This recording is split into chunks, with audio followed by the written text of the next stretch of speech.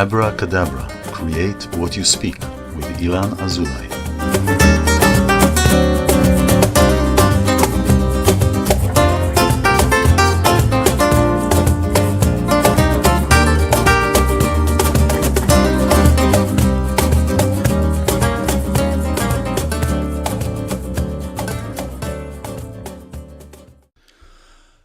Hello, welcome to Abracadabra, create what you speak. I'm iLan Azoulai, your host, spiritual mentor, and sound therapist for you who are ready to reclaim your inner power, to remember your gifts, heal, and manifest them to the world, all with love and no fear.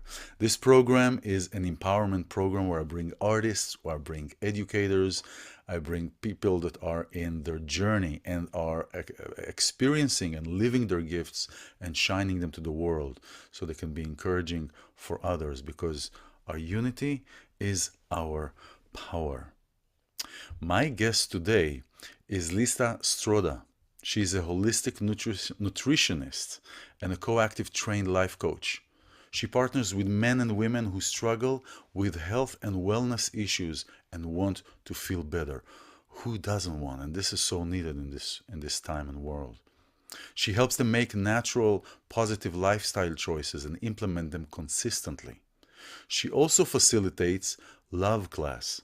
It's adopted from the book Love by Leo Buscaglia and is the creator of Tell Me Your Story and the Holistic Life Coach podcasts.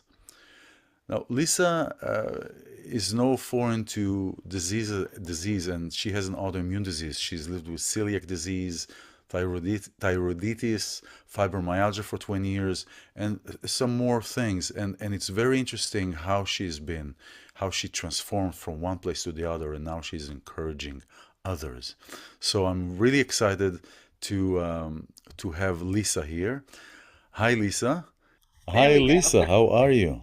Hi, good. Thank you for having me. Absolutely. More than welcome. It's a joy to have you. We're going to talk about where we've met, but tell us about yourself a little bit. That's Well, really great to have you, really encouraging.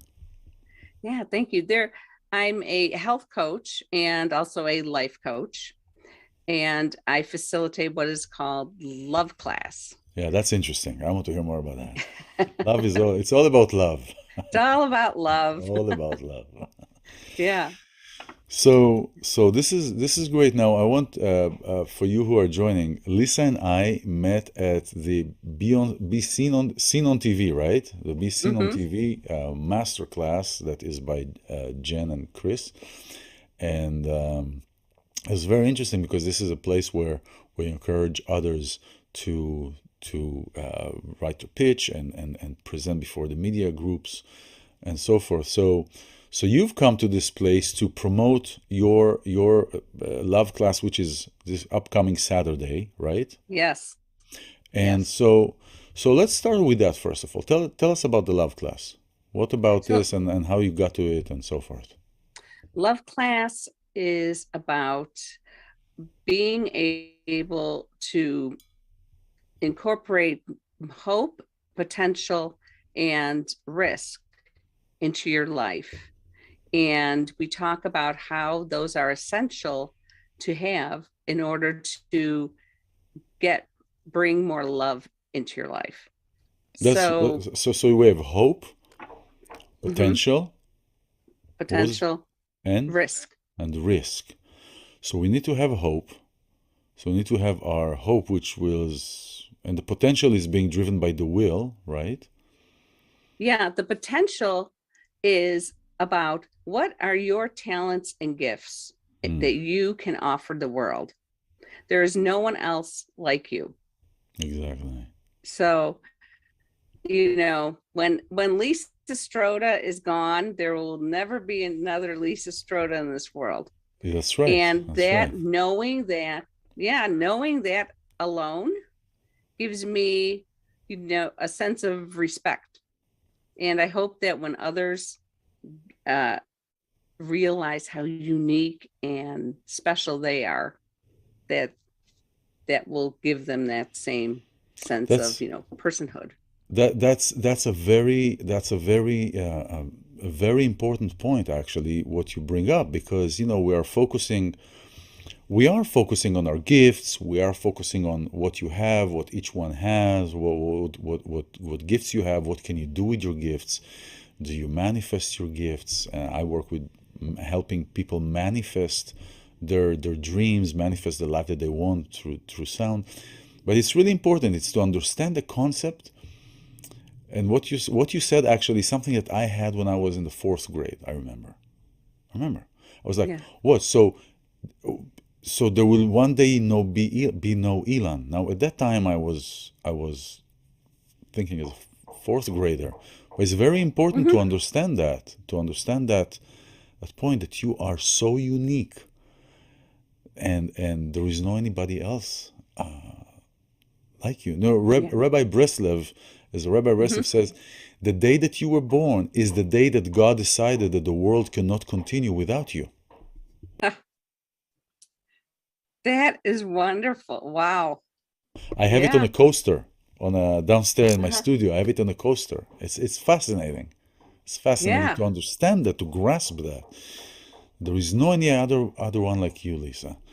So you do this class. So so tell me more about it.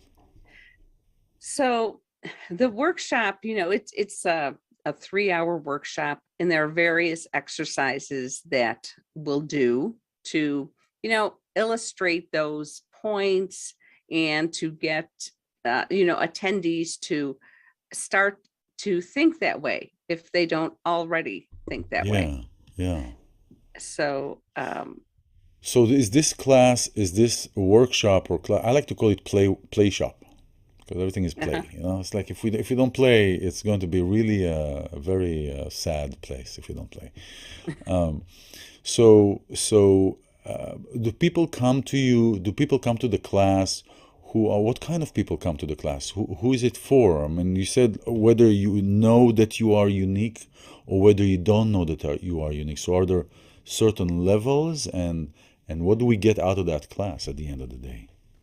So the class is for, it's for those over 18, because we're going to be talking about personal issues, personal opinions, and um, I mean, that could bring us to various topics that if those under 18 might be, uncomfortable with, or those adults who might be sharing those might be uncomfortable sharing those with teens or youngers in the room. Gotcha. So Yeah. it's for those over 18. And when I planned it, I created it so that it will mostly, it can be for men and women, but I think it will appeal to women, middle age, Hmm. going through a transition, Yeah. This you looking usually. to Yeah. get back, yeah. So it's not necessarily about romantic love, even though we Hmm. can talk about that.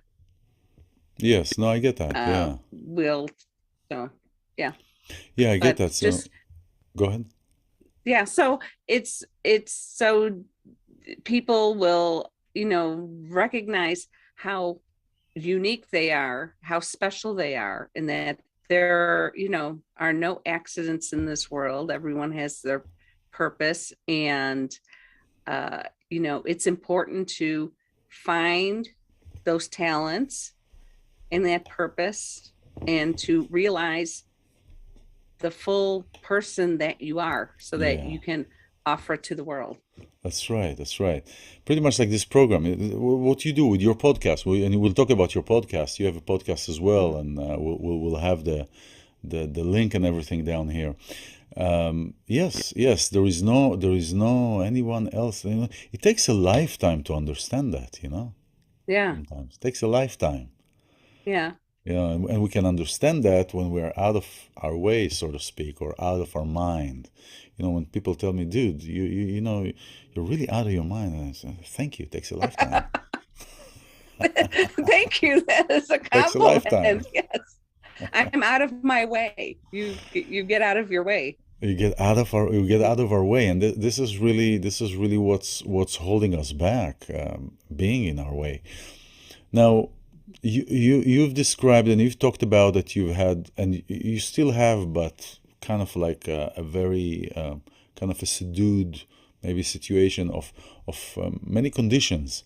You know, the celiac, Mhm. fibromyalgia, and so so tell me, you as Lisa, growing up, where are you from? Let's start with that. Where were you born? What family you have? How did that work for you growing up in the family that you grew up in? Yeah, so I am a girl from the northwest side of Chicago Mm-hmm. and a Cub fan. Yeah, okay. Yeah, Cub fan. And I grew up in a Polish and Italian family. Mm-hmm. And so, at that point, I was diagnosed with celiac disease about age, I'd say around age four, I'd say 30, because I've had it for 20 years, a little over 20 Okay. years. Okay. And so luckily, luckily I didn't have it as a child and I was able to enjoy all of those Italian dishes that my grandmother from Italy would make, like ravioli and Wow. brajol Yeah. and stuff. Um, Tasty, but then, tasty. yeah. So she'd say, "Manja, Lisa, Ah, manja, eat." yeah. Yeah. Yeah. So, Yeah. and that's one of the hardest things when you're diagnosed with celiac. The first thing you think about is I can't have pasta, I can't have pizza, I can't have cookies, cake, and that's really hard for people. And that is what I help them with to make that transition that you can still eat well, still eat, flavorful foods. Mm-hmm. It's not going to be like the way you ate before. Or let's put it, So, it's a modified menu, or it's yeah. modified ingredients. Hmm. So you work on replacing, let's say you want to eat pasta. So how do you change the pastorian menu?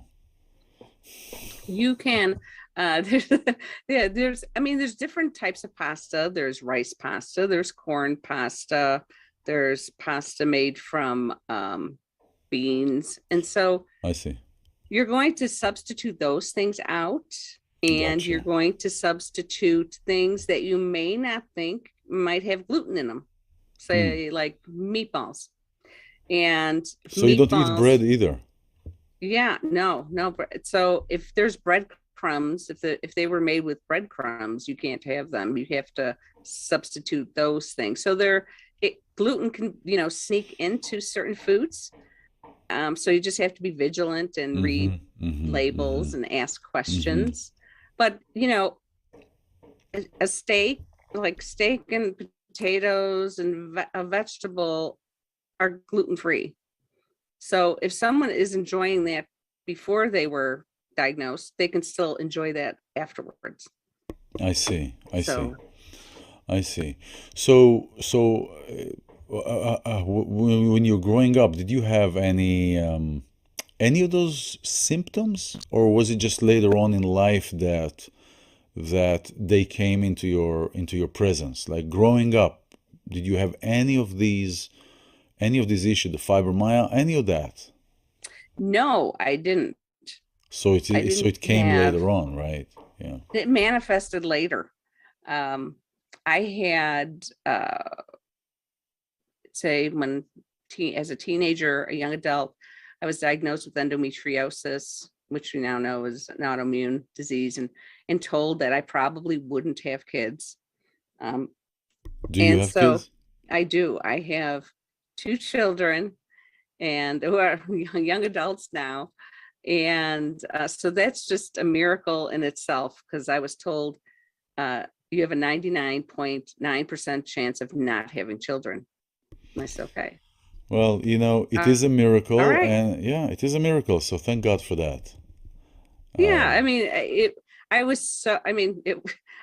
I did not expect, um, I, it was just, I was, my ex-husband now, we were going to start adoption proceedings, and I was, Hmm. of course, feeling well. Went Yeah. in, and they just said, "You're pregnant." I was like, "What?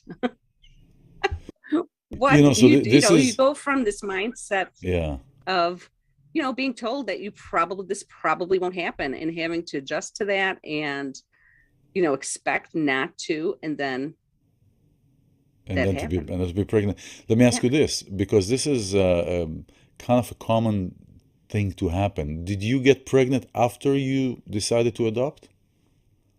Um, yeah, it's funny. My daughter's a honeymoon baby. So, we got back from the honeymoon, and her dad says, "You know what? I think we should start adoption. We need to look into it because it's going to take a few years for it to happen. So let's start looking into it now." And I said, "Oh yeah, okay, fine." And the internet was in its infancy back then, That's right. so uh, I was just starting to try and figure that out. And who am I going to call and get all this information? And that's when I realized, okay, I'm not feeling too well. Let me call the doctor's office, and then went in and found. Yeah, so yeah, I mean, So yeah, we made because that decision. this is a common occurrence where women would think that they cannot get pregnant, and then once the decision is made to adopt, there is Hmm. an emotional and a spiritual release, and the woman can get pregnant, and the woman will get pregnant. I know it personally. I mean, I didn't get pregnant, but I know my sister did. It was the same thing. It was the same thing where the pressure of not having a baby, yes, having a baby, goes out, and goes out on the adoption, and then the body is Hmm. released, and then the woman will get pregnant. So that's interesting. That's Yeah. interesting also in the development of what you do. So how was your family? Was your family supportive in what you were doing at that time? As in terms of being. Well, growing up, because obviously you didn't do what you're doing today back then because you Mhm. didn't experience it. But what were your things that you were into that you were into while you were growing up? What was your passion? What did you want to do? Oh gosh. You know, I I was one of those types that I didn't know what my talents were. Yeah. And I wanted to go into photography Uh-huh. and music. And so it was time to go to college. I didn't know one thing about applying to colleges Mm-hmm. because I'm the first person in my family to go to college. Oh, wow. And the school counselor said, "You see that book on that shelf? Yeah, give it to me. Does it have photography in there? Yeah. Okay, well, then go there." And so I ended up going to Columbia College in Chicago. And I didn't go into, I was looking at photography and journalism Okay. and music. And ended up going into music and vocal performance. Okay. And that's what my degree's in. Okay. So, So yeah. yeah. And then um I did a bunch of things. And we were in the middle of a recession in the 90s and trying to find a job. I sold Baldwin pianos. Um I met my ex-husband. And so then we got married, and that's immediately got pregnant. And so, and then I So, ended up staying home with my kids. so what happened to the piano and photography? What happened to the music and photography? What happened? Well, the photography, I mean, and I ended up being like the relative that everybody gives their camera to whenever Yeah, there's a yeah. party, and said, "Can you take some pictures for us? Just go around, take pictures because you're so good." Okay. And the music, I ended up taking, just singing for my kids. And about 10 years ago, about 5 years ago, I started taking guitar lessons seriously. Okay. And Nice.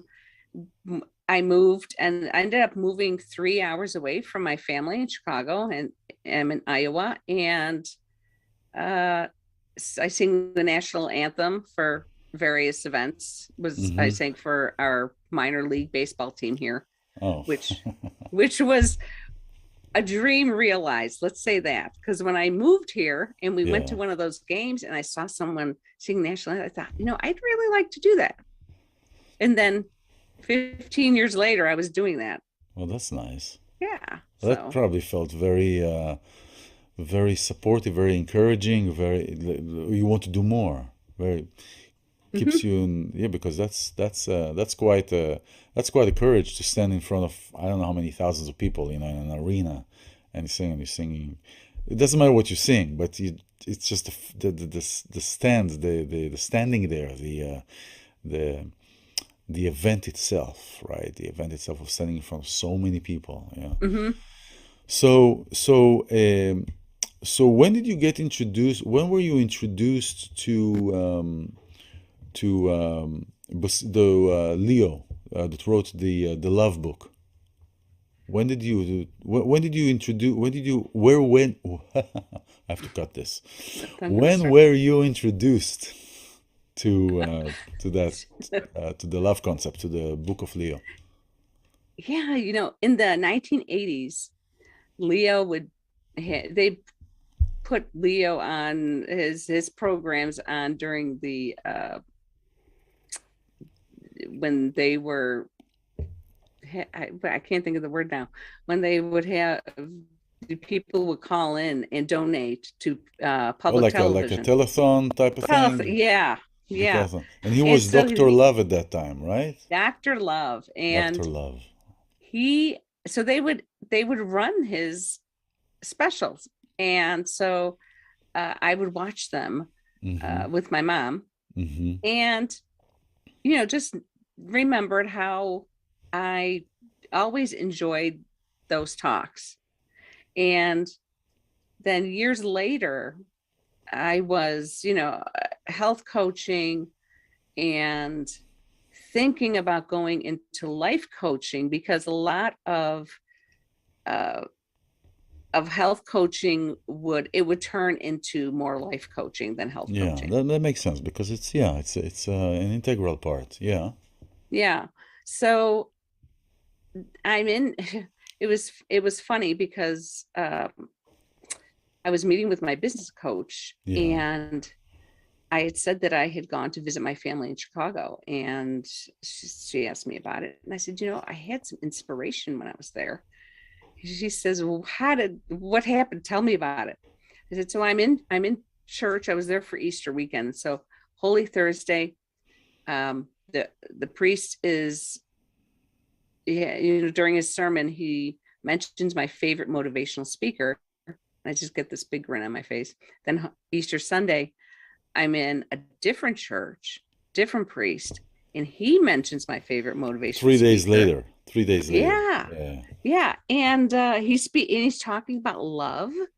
And that's when the light bulb went off. And I said, this is what I'm supposed to talk about. This is what I'm supposed to do. I'm supposed to talk about love and bringing people together. Because I thought, what are the odds that two different priests would mention my favorite motivational speaker, Leo Buscaglia? And so I went back home, had Mm-hmm. my meeting with my business coach, Uh-huh. and told her that story. And she says, oh, you definitely have to do this. You should be a life coach. And because you weren't really too excited about being a health coach and going to doctors' offices and talking to them about autoimmune disease. Well, So but you have yeah, to be so in a, that's sorry, go ahead. oh, so that was the first, steps to getting onto the road to becoming a life coach, and then creating Love Class. Yeah, but it's the thing is that you have to be in a certain state. Yeah, so you heard a certain state internally. Mhm. Um, you know, we get signs We get spiritual signs through our physical existence. We get signs that guide us. When we talk about listening to our guides, listening to our gut feeling, listening to you know, how does it manifest? How do we get signs? We get signs through physical material things that we can understand and we can comprehend. So when it's like when you think of somebody and then they call, or you think of somebody and call them and they say, "Well, I just thought of you." There is this connection. There's this synchronicity. I call it the kissing points of our synchronicities, right? Where we are synchronized right at that particular point where I think of somebody and this is what seems like it happened with you. It happened where you were already, and this is what I work with people about manifestation. Many times we're manifesting without even knowing that we're manifesting. You had this desire that you felt was very deep inside you, and then because your life was or is still involved with priesthood and going to church, then naturally the signs that you will get are coming from where you are, the environment that you are. And so a priest will talk about this and a priest will talk about the same thing, and it clicks. Yeah. So it's not only about these two priests, right? Right. But the most important part was you, still is, right? You, right? That within you probably inhabited a certain place within you that attracted those signs, So can you bring yourself to that place? Like when you heard the first time, or before you heard the first priest talking about your preferred motivational speaker. Yeah. Can you bring yourself to remember what state were you in? Like where were you inside you? Were you? That I'm not sure about that, like that day, but prior to that, I have been more open to seeing like the synchronicities. And I will see things. I don't really talk about it that much because like some people will think, some people go, I don't get it. And so yeah, I do see synchronicities and things. And I don't know if I can tell this story, but You can I tell had whatever you want. It's all a open. friend who, okay, this is all about synchronicity. Well, I have a friend, Michelle, who passed away suddenly, and she was a huge Bon Jovi fan. And so one day, it was about 5 months after she passed. It wasn't too long. And she had given to me one day she'd sent me a thank you card, and it said on the front said, "Do more of what makes you happy." And so I was at the gym one day and I see this child with a t-shirt on that says, "Do more of what makes you happy." And I was like, okay, Michelle. And then over the course, I was there a few hours. Over the course, I heard a Bon Jovi song. And then I'm on my way home. And then I went to my guitar lesson that day. And on the way there, I hear a Bon Jovi song. So I get to my guitar lesson, and my teacher, Bryce, who is maybe, all of 25 years old, says to me, "I was thinking about you today. I was over at Salvation Army Family Store, and I saw this big, it's a hockey jersey. And he says it has Bon Jovi on it. And I thought of you. I didn't get it because it was too big for me. But if you want it, go over there." And I ended up going over there, and it was funny because I got the shirt for $5, and I look it up and it's maybe $100 shirt. So I go home and I'm looking at this, and I know it's you, Michelle. And I look at the number of that was on the shirt, and it was number 13. I said, Mm-hmm. you know what? What's today's date? It was March 13th. Wow. So that, yeah. So that day I went, I know you're talking to me. And This is beautiful. This is, yeah, this is like, all these synchronicities that are happening and giving us encouragement, because this is really yeah. what is happening. We're being encouraged by the Mm-hmm. signs that we see. And so you were encouraged by that made connection to you, to what you want to do, that you love, and then you hear the priest. So it all fits. Yeah. You see, so you're like getting signs, getting encouragement to continue on that path that you're doing. So obviously you're doing something Mm-hmm. right, and that is the point. So Mm-hmm. people come to you today. By the way, let's talk about your class. You have this upcoming Saturday. You have the love class, and we'll have it here. How can people find out more? Where would they go? Where would they go to discover that? They could go to lswellnessqc.com and scroll to the bottom of the page, because I did Yeah, a blog on it, yeah, it's which going to be here. explains the love class It's your too. website is going to be listed here, and so Yeah. yeah, that's an interesting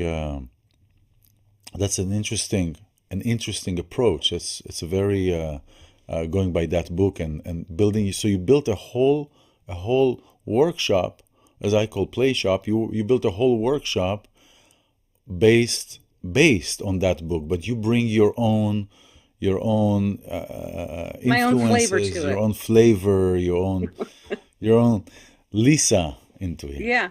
Yeah, yeah, yeah. Yeah, because it's adapted from his work, because I certainly wouldn't copy his work or take his work. Yeah, yeah, yeah. Adapted. I got it.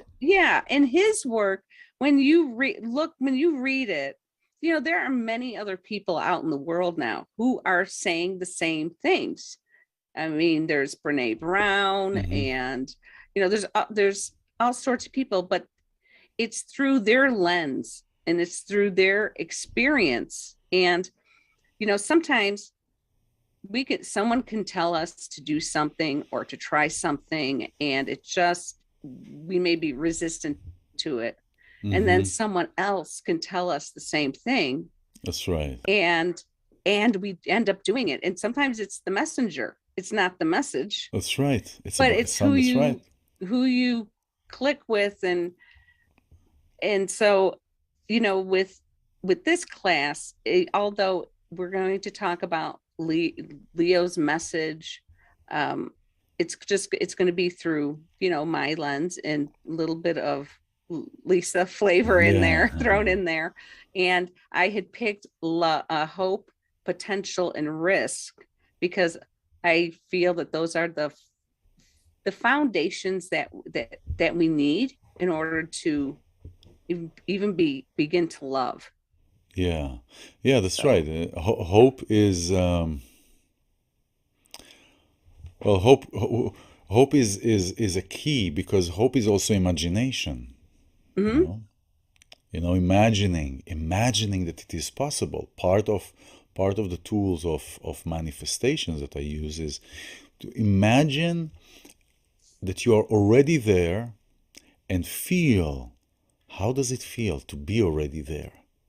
And when you feel mm-hmm, that, then your choices and the way you think about things are are are taking a whole different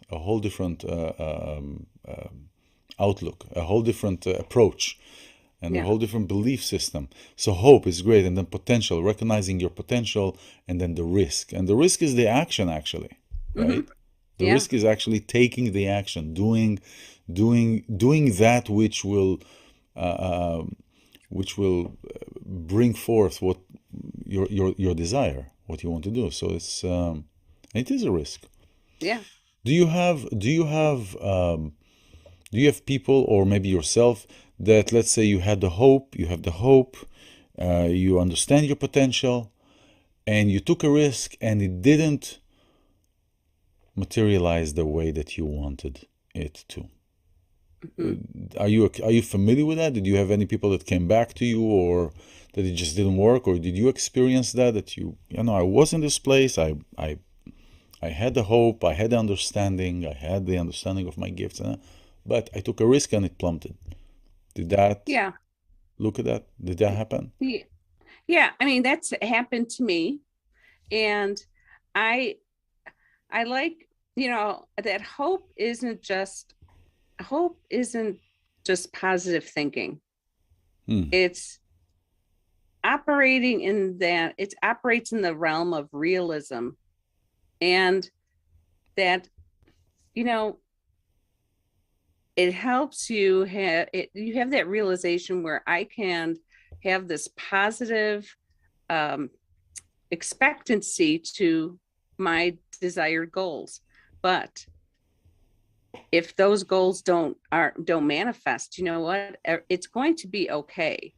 It's not just looking at it as in terms of, it's going to be great, it's going to be great, and then if it isn't, oh, Mm-hmm. Mm-hmm. you know, I'm still I still have my gifts.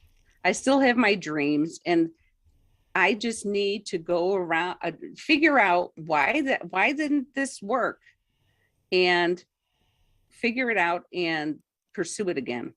Yeah. Many times we want something, but in reality, we're either not ready for it Mm-hmm. or it is not really good for us. I say that, many times we want something. We want something. We're so adamant about wanting something, but sometimes what we want is not what is good for us. And we don't see it yet. We don't, maybe we don't see what's behind the turn of that wall. God Mm-hmm. and the universe see. There is a Mm-hmm. sentence in the Bible that says, in Hebrew, it says, "Rabot machashavot belevish ve'atzat Hashem itakum." Many thoughts in a person's mind, but only that of God will prevail. So we can make plans from here till tomorrow, and we can make all this, and then suddenly something doesn't work out. And then what do you do? Do you go crazy? Or you say, you know what? Maybe it wasn't the right time. Right. Maybe it is not the right thing for me. Mm-hmm. So it is important not to get discouraged if there is a no, because after so many no's, there will always be a yes.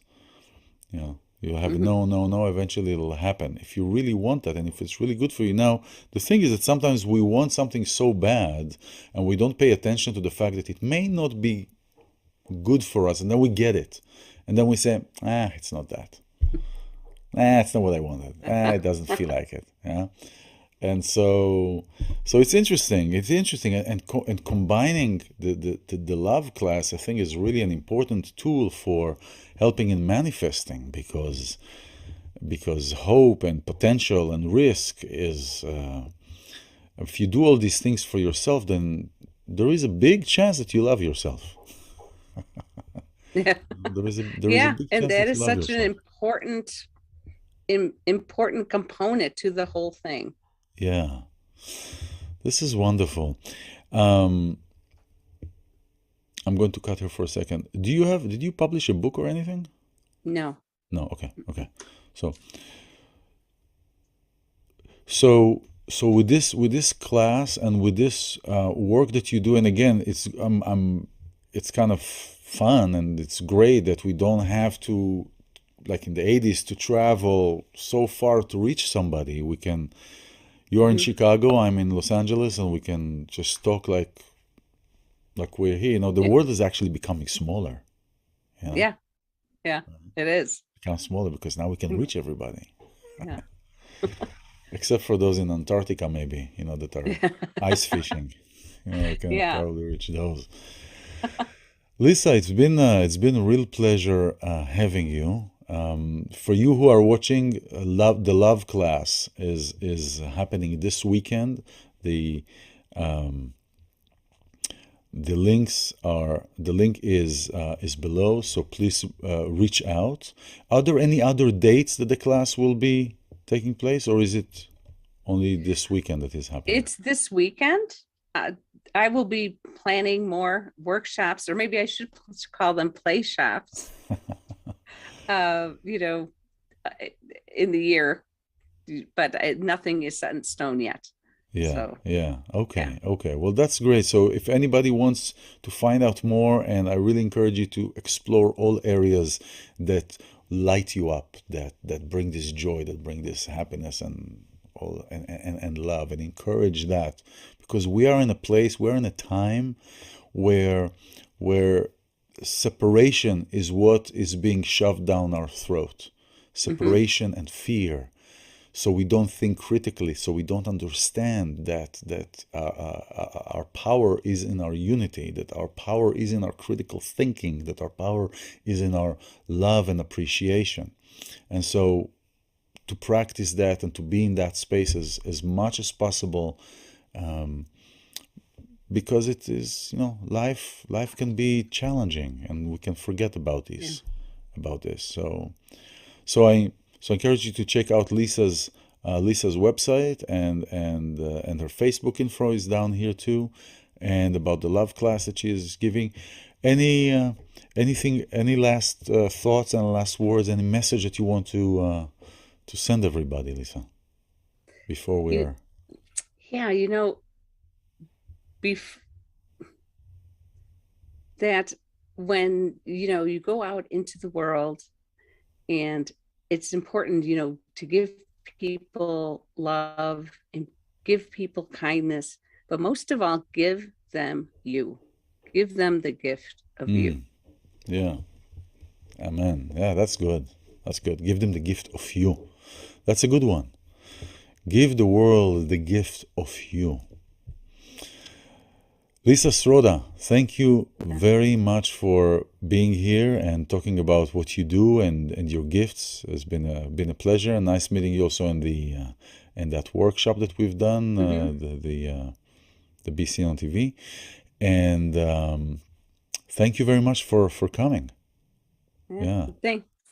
Thank you for having me, iLan. Absolutely. And for you who have been watching, thank you very much for being here. Thank you for the courage to be and to show up for yourself, and to show love and kindness to yourself. This is Abracadabra. Create what you speak. Your words really matter, and the intentions and your actions that follow that. So thank you very much for being here. I'm iLan Azoulai. And if you are inspired by this program, please reach out or check out our YouTube channel, youtube.com/ilan Azoulai, and website bodysoulsound.com. And we can talk about everything, including sound, love, and you. Thank you very much, and have a wonderful week.